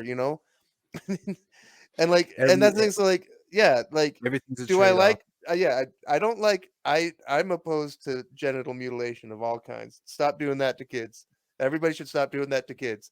And like, but I'm not an anti-Semite in the sense that like, if you guys want to keep doing it, like I'm not gonna tell you no. Yeah. Like, So the we talked yesterday, and it's one of the things we're sort of redoing now. Although I think we're doing better at this time now.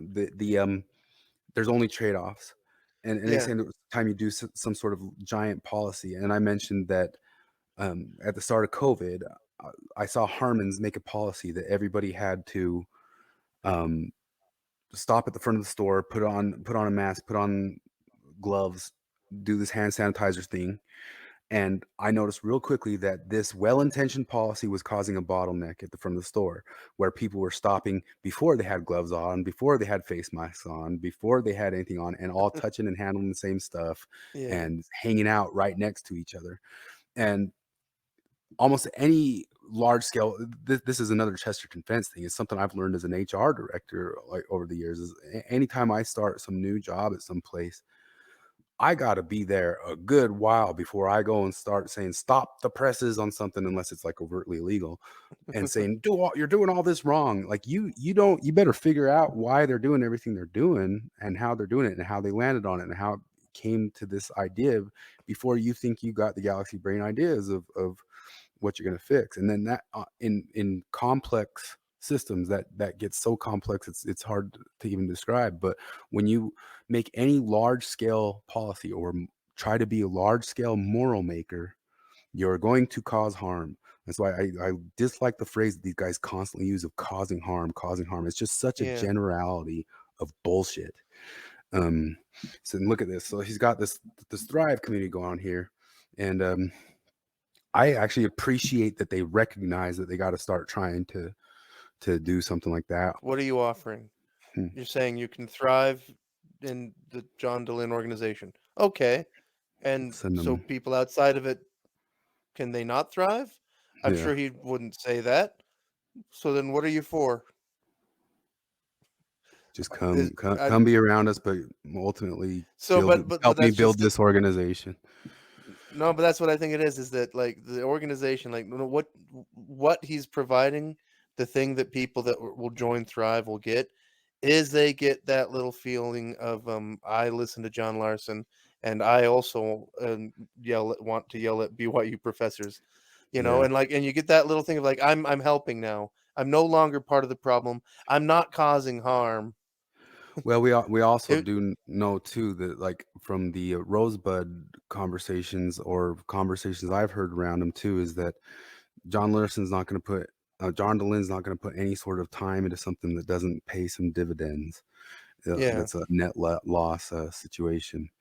But this, I mean, and again, like, because like John Larsen himself has, said that like it's not. I mean, in the past, I don't know if he'd say this now, but in the Mormon Expression episodes in the past, he told people they need to put their brakes a little bit on the church, like that there's something amoral or hypocritical about Mormonism about making money, and there's like it's fine for John DeLynn to make money. Just as long as he's being honest about it and not pretending like, we're donating to a charity. Like, no, we're not. Like, yeah, it's a 501c3. but it's not. It's like I'd be fine with it going both ends. It's like, hey, we're a big dumb for profit party. Okay, good. I actually think Quaco does that, and I appreciate Quaco does that. You know what I mean? He has that. No, exactly. And like, go ahead. I was just saying Shapiro, Crowder. Yeah, like that's the thing about the all the conservative guys. Like they don't pretend. Like they say, this is my angle. We're in business. We hope you like us. Please subscribe. Yeah, perfectly good. I think it's way healthier. Yeah, for sure. Yeah. So this here is my friend. I know Lance Allred personally. We went to the same ward growing up. We've hung out, not recently since COVID, but in the past couple years. We hung out as little kids. I was especially friends with his older brother who was my age. Lance was my younger brother's age, and we all hung around each other until they moved out at a very young age in the ward that I grew up in. I think Lance is a great dude. I think he's a good guy.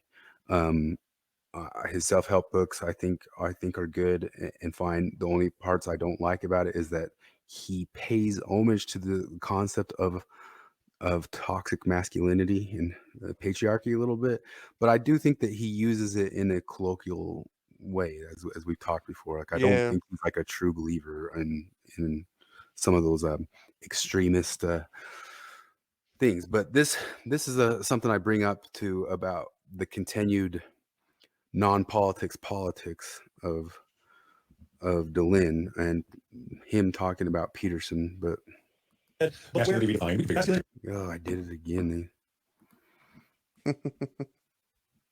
Listen to stuff in double speed, folks. Redefined, whatever it is, but where it's basically you're taking on a paragraph of this book or a chapter of this book or a few pages, And I think there's multi-seasons of a podcast here where you could really, because men need role models for this. Men, I'll give you an example, like Jordan Peterson, who I actually have respect for his intellect. Yeah, intellectually, he's very smart. And for many of the principles that he has talked about. But Jordan Peterson has also sort of been co-opted.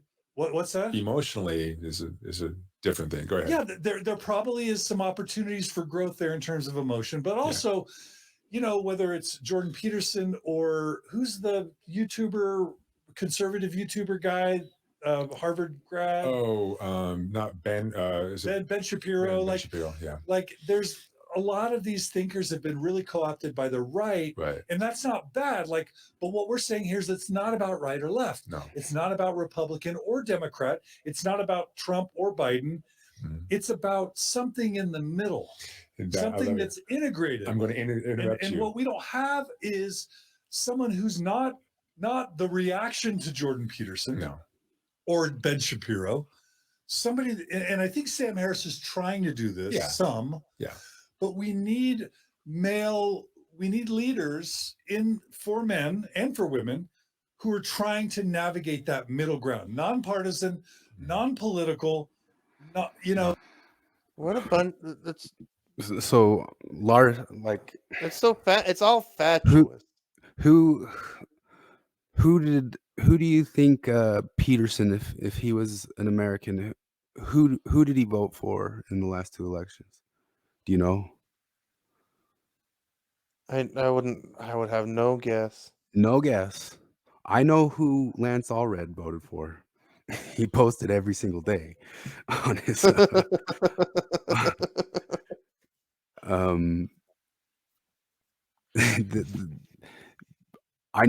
we know who John DeLynn voted for. Beyond that, this is again the thing of you said it so much better. So that not all parishioners are practice, or how did you say that? That not all the parishioners are preachers, and not all the preachers are theologians. Yeah, this is repressive tolerance. This is these guys haven't read Marcuse. I bet you they haven't. You know what I mean? Yeah. But this is the concept of the left. Whatever sort of thing on the left is good and fine and normal. Like Lance's politics are middle ground, and Peterson's hedging and middle ground are co-opted by the right.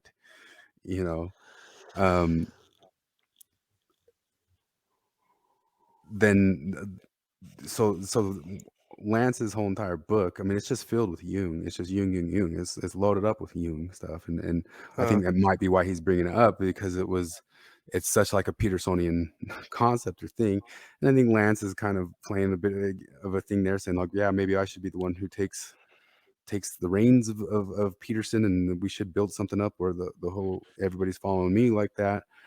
But I don't think Lance thinks that way. But I mean, of course, in any sort of world where you're trying to be an influencer, and he is trying to be an influencer, like a public speaker and all that sort of stuff, of course he would not balk at that. But I mean, I think DeLynn's basically he's trying to co-opt the Peterson concept right there. He's the one trying to say, hey, we could turn you into Peterson for people, because it's basically the same thing, only my politics. Yeah, I think you're right. You got more clips? I do, but it's a little bit different subject. I sent you this week. Yeah. This is a good video. I'm not going to show any clip of the video, but it's a what is it by? Think Before You Sleep. I'm new to his channel, but good. He does a good video rewinding of something that happened with Lacey Green, who is a Mormon. She's LDS. She was a big name in the circles of what is it? Internet feminism. Yeah. She was big just up until about the time of Gamergate, I think, was when I don't know. It's a little after, but the reason she went. Did you watch the whole video? Yeah, I watched it. So she kind of disappeared or went down or became less popular because she started speaking across the lines. She went Yeah. against some of the luxury beliefs, as we talked about She, in the she dared to be critical of some of the ideas coming out of her camp. and she That's what dared to she did. listen to others and speak to them and find out what their real points were, and it And blew up. and she, and she represented them honestly Yeah. after the fact. She did all the things that the typical feminist wouldn't do.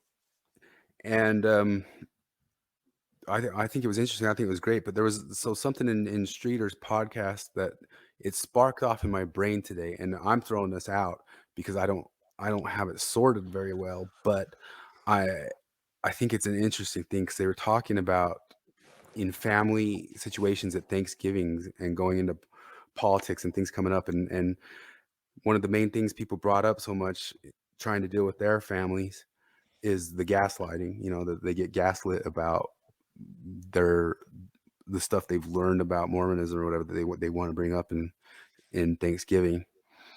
And Streeter brought up the Midnight Mormons and the Midnight Mormons doing a little bit of some gaslighting the same too, which I don't know if that's generational or gaslighting, but the concepts of saying that, there was always epistemic humility in the Mormon church. There's always been people who, you might not be up to speed with this because I forget that podcast I did with Kevin, but there's a part of their debate where they try to say that it's all over Mormonism that people talked how you talked on your mission, that they say, I don't know, but I hope, Yeah. And so there's something brought up that people from our generation say, no, that was not my Yeah, experience. no, that they talk about that, like, yeah, masturbation is basically it's just not an issue anymore. And Quaker was saying everybody's drinking coffee, and yeah, and like for them, it's like it's always been like this. But yeah, I can tell you, like, I'm old enough to remember when none of that was true. Yeah. So, and I can partially, I'm gonna put out the example here. I'm gonna give them an off ramp. That's why I have this thing titled off ramps and gaslighting. That they maybe it's just generational, or maybe it is that California Utah thing that you think is a myth, and you might be right, but maybe they only, like Quake was a pretty recent convert. Maybe they have only been really aware and in the church long enough where people did start getting more epistemically humble when they talked about if they knew stuff or not. You talked about in one of our podcasts that you on your mission, being the infinitely honest person that you are, you didn't feel like you could say you knew, so you would hedge off of that. And I brought that up as a point, like, well, Flip said he talked that way, but I also know you're a big outlier, stuff like that. The time frame, I agree, and my friend Kevin, the believer, agreed that no, that it was not like that back then. Like you said, you had to know, or you were a Flip level weirdo. But this is what I'm saying is like giving an off ramp. So there's this concept of people who are going to be extremist or hold on to some sort of thing. At some sort of point, you have to give them an off ramp, or they're going to hold on to the thing. Yeah. But I was kind of thinking the way Streeter's talking on the podcast is like I suddenly saw like the overlap of gaslighting and off ramping. You know what I mean? It's like to give somebody an off ramp, you have to allow a dab of gaslighting. Does that make sense? You have to allow a dab of, no, we never said that. But it's so to use the Midnight Mormons as an example, is they come and say, no, we're cool with gays. We've always been cool with gays. No, we're cool with coffee. We've always been cool with coffee. And I could maybe be the super asshole and say, no, you are not. Shut up and say that you always were. And be a great big embarrassment to yourself and announce to everybody that I'm a big jackass idiot that, but in the gaslight, in the gaslight, there is a concession. You know what I mean? This isn't true of all gaslights, because sometimes the gaslights are present. They're currently going on. Like, no, I am not. Like, even maybe some of those examples are, because we don't know for sure if like all the coffee's cool and all that sorts of stuff. But the gaslight, like somebody's you and I come across it in the world of like people gaslighting us that But yeah, or there's all sorts of examples of them, and maybe it's like a current or the big one right now is there's no critical race theory in isn't schools. in schools. It's not a thing that's Yeah. and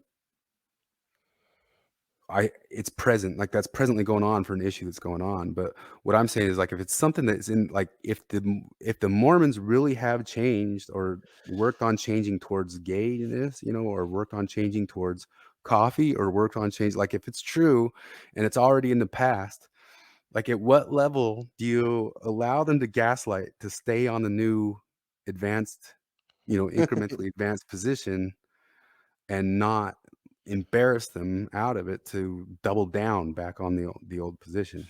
Does that make Yeah. sense? Sure. Uh, I'm I'm just kind of throwing it out as because like I see how it overlaps and I see also how it. Well, no, I mean, we talked about it before. Is that like you?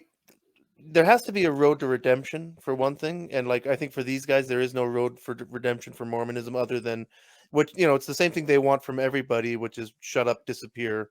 Like yeah, what you can't be on board with us, you can't center yourself, you can't be in charge. All you can do is support us and disappear. Um, sorry, but like you could just say like, well, good, the church has made a big improvement there, like because if it's true what they're saying that like because I mean I was a suicidal teen because I had sexual thoughts and was told I could not masturbate. Like Mhm. it consumed my life. If they've changed that, good. And I don't see how they lose anything theologically, really. I mean, Yeah, I don't know. and so, but And so, my question of it is, do we go and hammer them and say, no, it's not yeah, supposed to be that way, and kind of push them yeah, into no, doubling back down into it? no, exactly. Well, I think that's what the Justice Warriors would do, absolutely. Because again, like I mean, it's kind of like that thing where like there isn't a place where Mormons can exist that they'd be okay with them. It really is about tearing it all down. And yeah, like because I heard that when I heard that, I mean, at first I was quite stunned, but then I was just like, oh, well, well, good.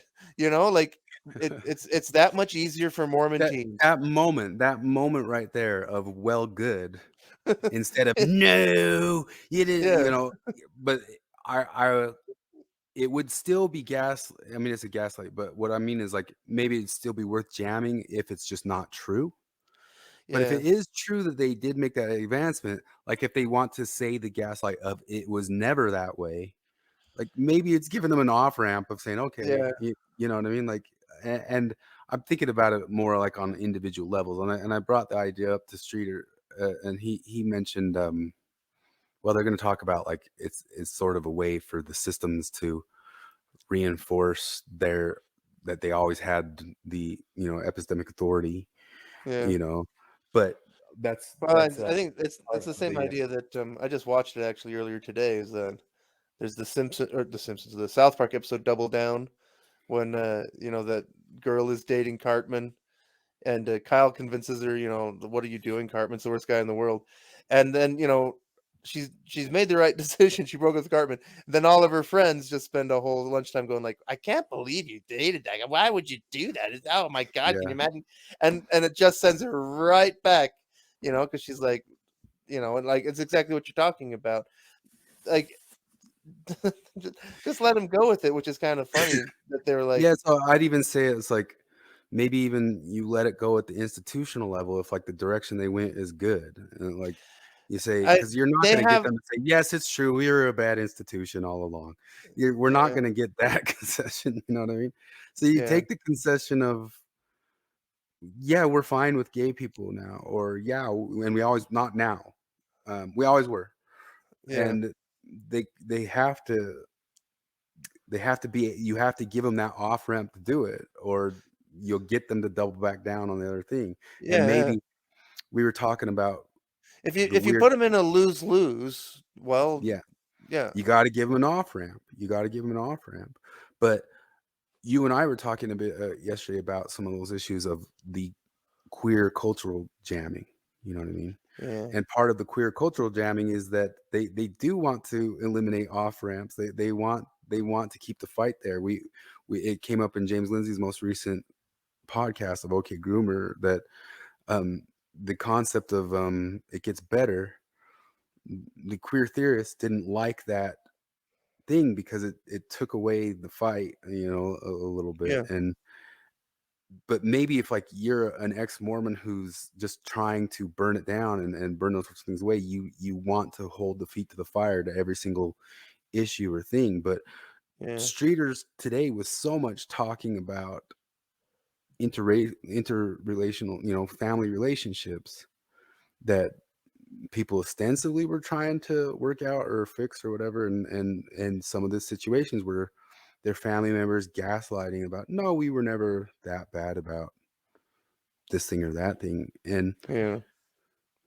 there's some sort of level, and I know I've had it with my parents that are the same, that they've gaslit me on certain things like that. We'll go with like an easy one. Like they people gaslit me about if people at church ever got into talking about planets, you know what I mean, or getting planets, or maybe it's not like a great issue because the part of me is like, oh, I thought that was kind of a cool idea you guys had to put it Yeah. up. But if that was a more troublesome issue, or the idea of like talking, do you know if like the licked cupcake thing was ever like a real thing that, you know, somebody ever? I'm trying to think of the earliest I ever. I don't know. I don't feel like it was something that like I was really aware of as a teenager. It's something I found out about later, as like, do you know what goes on in young women's type thing? Yeah, I really don't know. Like it, no, and I didn't get. Yeah, I never got the tiny factory lesson. For example, Well, I that's a read better one. about it. That's when we know that happened, because like I think the licked cupcake thing might be like an old wives' tale. I'm sure maybe it Well, I happened. mean, well, and also it's a thing. I think it kind of floats around American Protestant church generally. It's Yeah, not. I don't think it's original or exclusive to Mormonism. but we can. Okay, let's say it. Well, the other one you said. What was the other one you said? And besides, just again, like iron law of woke projection, we could just as easily talk about the alt right adjacent cupcake. Yeah. Well, the going to the little factories. So some people did go through that, you know, and it really happened. And if they're going to, if they wanted to get off of that issue, like they knew that they'd gotten overly extreme with some sort of issue and had bad problems with it in the past. If they suddenly come and say we are against that little factories thing, it never happened, they memory hole it ostensibly, right? But Yeah, in this situation, they memory hole something that's to just obviously better weight or mode of being, or whatever. At some sort of level, do you need to fight them and hold their feet to the fire on the thing, or give them an off ramp? yeah, And like I said, I don't think I had, like, I'm throwing it out. I'm throwing it out to, I wanted to throw it out. I tried to call in the street. I couldn't do it. I wanted to throw it out to the community that he had there and see what's the answer on that. Is there some level of allowing a gaslight for an off ramp? Well, and that's the thing is like because I mean the church already knows that like okay, 1978 they officially ended the policy with blacks in the priesthood. Are they still racist 43 years later? You better goddamn be sure they are, according to John and John. Like 43 years and they still like they can't shake it. They're still that racist church. You know? So like yeah, no, they didn't give him an off ramp on that one, you know? Well, I mean, it circles back to me too, because like so many of these critical theory type issues is it's actually where I got the concept is just that people bring it up in these critical theories worlds of saying the people who've really delved into this and kind of gotten bonky and over the top with it. If you want them to get out of it, you got to give them an off ramp. You know, Yeah. like if Larsen wanted to back off any one of these sorts of things, I'd give him an off ramp. You know what I mean? You want to back off saying that saying professors are or the lawn care Yeah. worker is yours, because he did the extent case of that is true. That like he's also saying that worker for BYU is a homophobe for Yeah. working for BYU. I'd give him an off ramp for that. If he Yeah. wanted to back off the whole thing, and I don't even think like he has to apologize or anything. Like he could gaslight me about it. You know what I mean? He could come out and Yeah. say, no, I do not think that about those workers, and I do not think that about the thing, and I never said it that way. I didn't mean it that way, and I didn't mean it that way. He could gaslight. You can gaslight me about that, John Larsen. Get off the Yeah, idea. we'll give you that one. I'll give you the off ramp.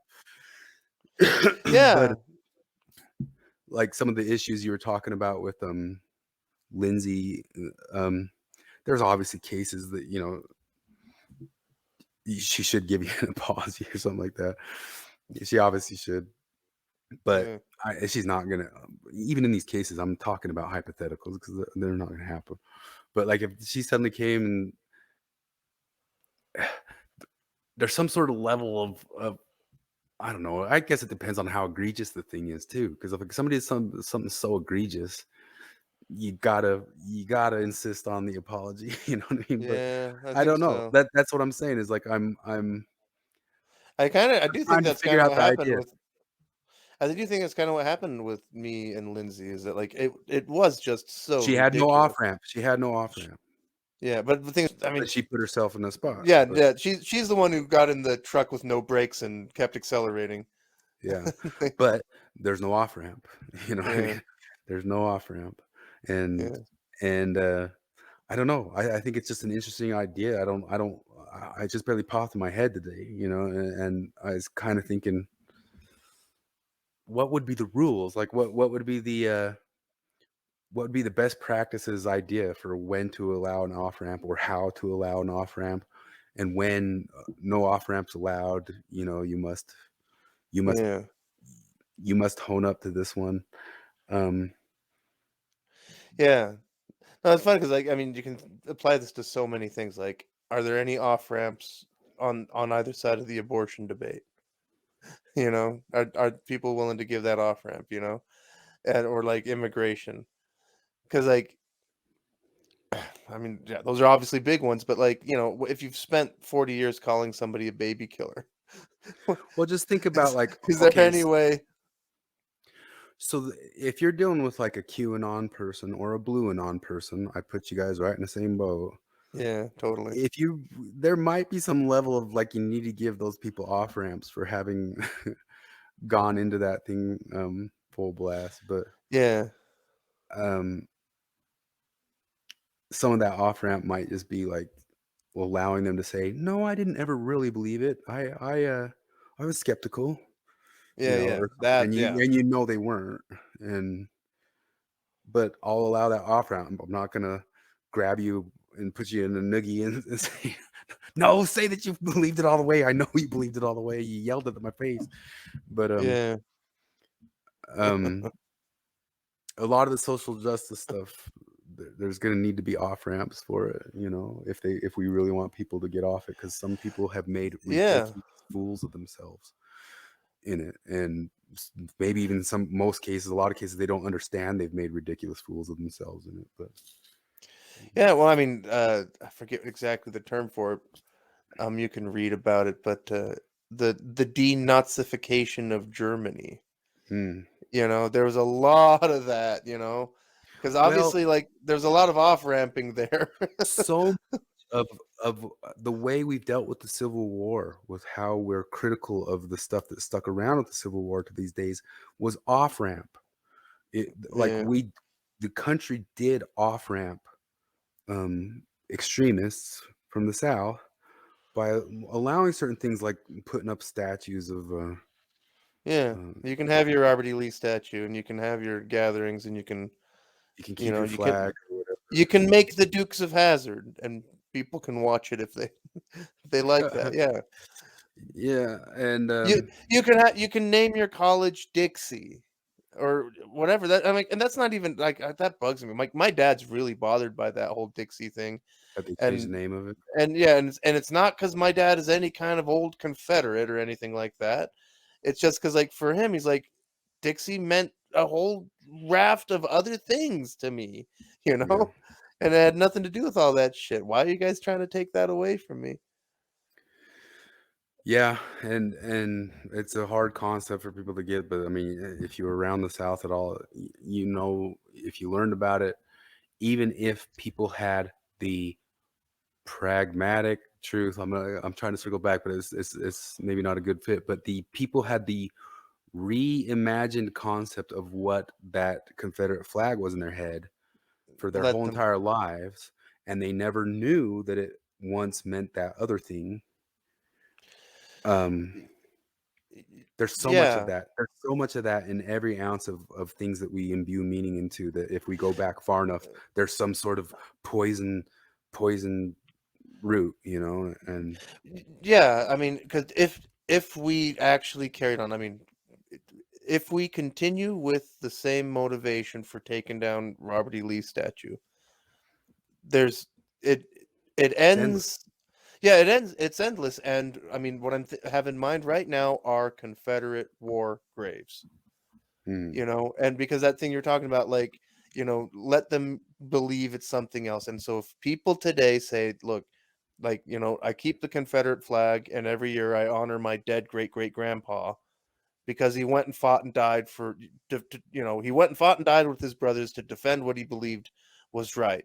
And I believe in honoring that. Like, you know, was he a Confederate slave owning prick, racist? Okay, maybe, but forget it. You know, yeah, like if the person today is saying like I reject all of that racist shit, this is what I'm honoring. Let's let them do that. But I mean, the thing is, the reason that a lot of it doesn't, or they won't let that happen, is that same thing. It's I mean, you and I have seen it. You and I saw it on ex-Mormon Facebook groups of that guy. You know who I'm talking about? Who he's one of these guys, and he's not the only person to say it. He said that the only reason Republicans vote for black candidates is as cover for their racism. You know? Do you know who I'm yeah, talking about? Yeah, like they actually really, really yeah. believe that. And so they would say that, oh, the only reason any Confederate would stand up and say, I denounce all forms of racism. I, I believe in something else like, oh, well, that's just extra double cover for your racism. They really believe that, apparently. Keep the narrative alive, man. Yeah, There's exactly. there was this episode of Modern Family where both the Colombian kid, or I guess his parents were Mexican kid, and the father, the Al Bundy character, both revered some person from their past and were dressing up to commemorate the person from the past. And the kid looked into the history of the guy from the past, and it turned out that the Bundy character's guy from the past, who he thought was some sort of Alamo hero, was this horrible person that had done all this sorts of racist stuff, right? And he was upset about it or irritated about it. And then later he went and researched the one that the other kid had had built up into this big figure of revolution and civil rights and all that sort of stuff. And he found out that the kid's ancestor was also a great big piece of crap and not. But the conclusion of the show was he couldn't rip that away from the Mexican kid because he was using it for his positive social justice for the future. And so he was going to back off it, and he's doing a nice thing and all that sort of stuff. And there's some sort of level of so much of what these times are right now are everybody's reconciling what the actual truth of history was and who's good or bad or not good or what's acceptable and what is, because we're in this cultural revolutionary moment, whether we like it or not. Yeah. And not even saying that there's that obvious angle from from Modern Family, but there is some sort of level of it to me that's